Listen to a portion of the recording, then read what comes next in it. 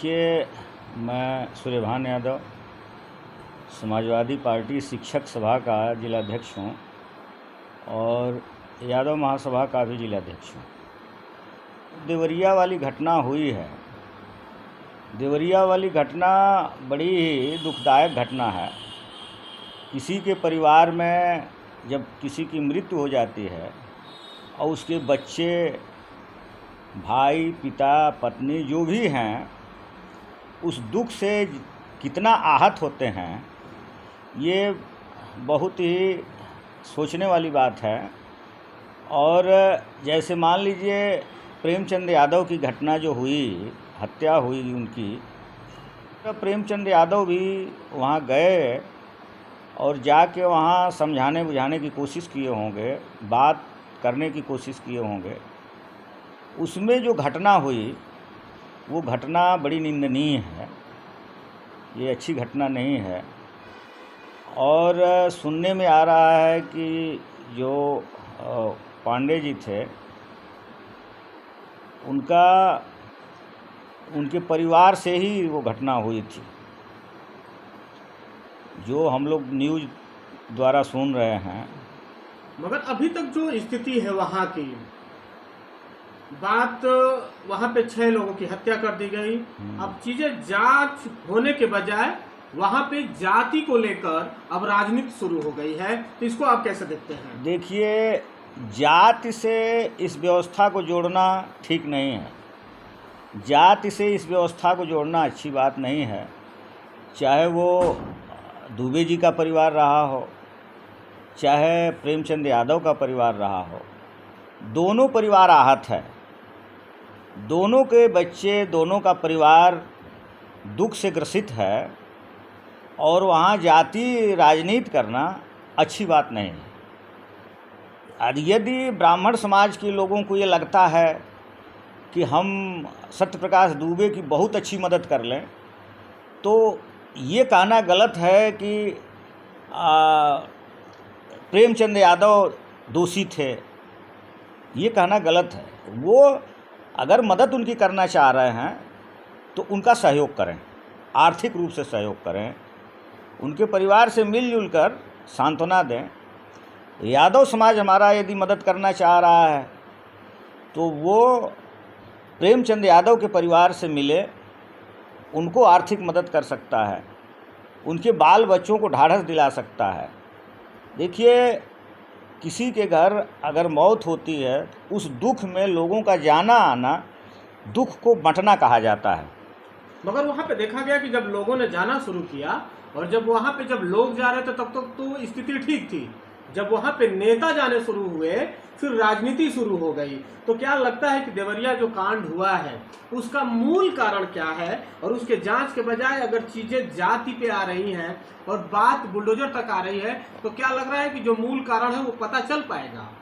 नहीं, देखिए, प्रशासन तो जो किया वो किया ही, उसका खामियाजा भी प्रशासन को मिल चुका है। रही बात जांच की, तो मूलतः बुनियादी जांच करनी चाहिए कि किसने फ़ोन करके प्रेमचंद को बुलाया, वो कौन व्यक्ति था।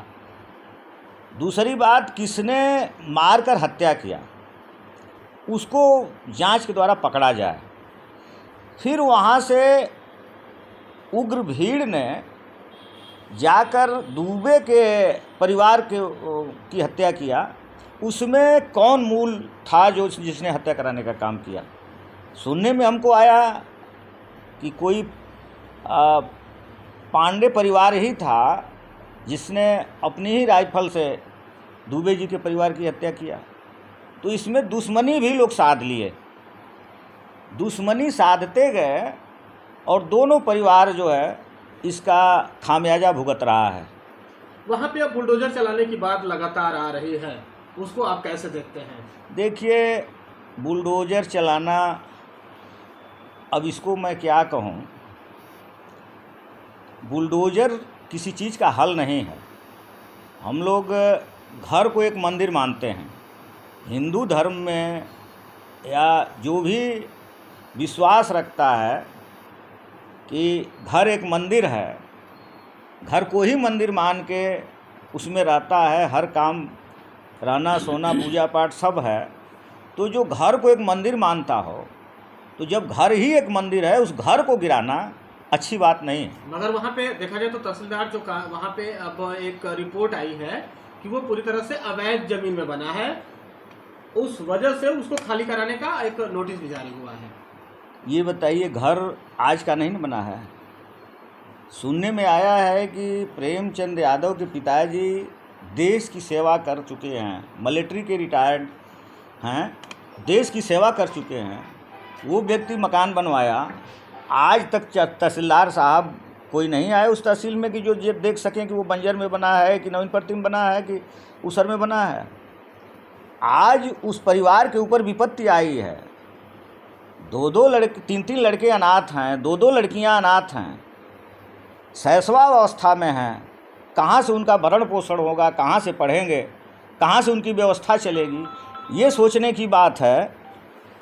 और इस समय ये जो संदेश दिया जा रहा है कि बुलडोज़र चल जाएगा, घर गिर जाएगा, एक तो पहाड़ टूटा है, उनके पिताजी की मृत्यु है, और दूसरा पहाड़ ये एक धमकी देकर तोड़ा जा रहा है। उस परिवार में क्या बीतेगी, वो बच्चे क्या सोचेंगे जो शैशवावस्था में हैं। सोचने की क्षमता अभी उनकी नहीं है कुछ, वो ये सोच नहीं सकते कि हम क्या करें। इस कंडीशन में घर गिराने की बात कहना बड़ी निंदनीय है। आप यादव महासभा के जिलाध्यक्ष हैं, आप शिक्षक संघ के भी जिलाध्यक्ष हैं जी, क्या स्टैंड है इस पे आपका, आप किसके साथ हैं? देखिए, इसमें हमारा यही कहना है कि माननीय मुख्यमंत्री जी विद्वान व्यक्ति हैं, वो इस बात को बड़े ही बाखूबी जांच करा सकते हैं। अग्रेसर दुबे जी का ही परिवार कहा जा सकता है, क्योंकि प्रेमचंद की हत्या पहले हुई थी, ये सभी लोग जान रहे हैं। और न्याय प्रधान देश में अग्रेसर को ही माना जाता है, पहला दोष है। दूसरा दोष किसने किया उसकी जांच करवा लें, और दोनों को समान दृष्टि से देखने का काम करें, समान दृष्टि से दोनों परिवार को देखें। अगर यादव समाज की तरफ से अगर यादव की मदद करना है तो ठीक है, सब लोग जाएं, आर्थिक मदद, सामाजिक मदद, उनसे मिलजुल कर सांत्वना देने की, ढाढ़स देने की मदद करें। ब्राह्मण समाज यदि ब्राह्मण की मदद करना चाहता है तो उनके परिवार से जाकर इस तरीके की मदद करे, कहीं इस तरीके की वार्ता न करे यादव बनाम ब्राह्मण। देखिए, यादव ब्राह्मण का एक बड़ा अटूट रिश्ता रहा है। भगवान कृष्ण ने ब्राह्मण को सम्मान दिया था। सुदामा के 3 मुट्ठी चावल से एक गरीब ब्राह्मण को कृष्ण भगवान ने ऊपर उठाने का काम किया था।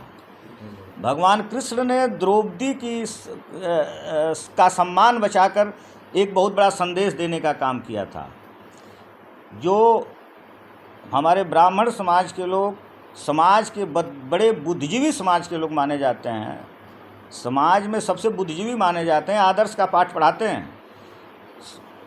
वो स्वामी तुलसीदास की एक चौपाई वो पढ़ लें, उत्तरकांड के 171वें चौपाई को ध्यान से देखें। उसमें लिखा गया है कि निर्मल मन अहीर निज दासा, निर्मल मन अहीर निज दासा। इस चीज़ को लोग देख लेंगे, उसमें तुलसीदास जी ने लिखा है कि यादव का मन बहुत ही निर्मल होता है। एक चीज़ है, ये तो अब हिंदू मुस्लिम की लड़ाई थी, अब हिंदू में यादव पंडित की लड़ाई हो जाएगी, यादव ठाकुर की लड़ाई दिखा दी जाएगी, राजभर चौहान की लड़ाई दिखा दी जाएगी। ये अच्छी बात नहीं है। इस तरीके से देश अच्छी तरह नहीं चल सकता, और न कोई व्यवस्था अच्छी तरह चल सकती है। राजनीति सैद्धांतिक होनी चाहिए, चाहे हिंदू हो, चाहे मुस्लिम हो, चाहे सिख हो, चाहे ईसाई हो।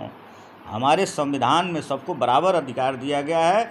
हमारा देश धर्मनिरपेक्ष देश है, यहाँ सभी धर्मों को बराबर सम्मान दिया जाता है। किसी जाति विशेष को लेकर हम नहीं चल सकते।